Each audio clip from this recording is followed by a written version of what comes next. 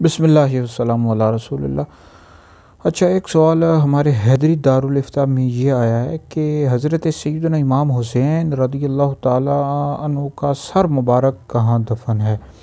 तो हज़रत सैयदना इमाम हुसैन रदियल्लाहु ताला अन्हु का जो मज़ार शरीफ है वो तो इराक़ का शहर है करबला, वहाँ आपका मज़ार शरीफ है।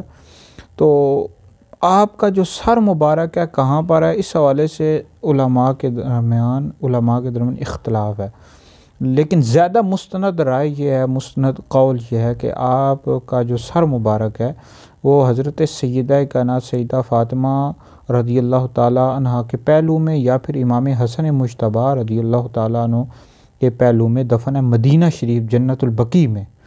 तो इस हवाले से बहरहाल इख्तलाफ है, लेकिन आपका जो मज़ार शरीफ है वो इराक़ का जो शहर है करबला वहाँ पर है।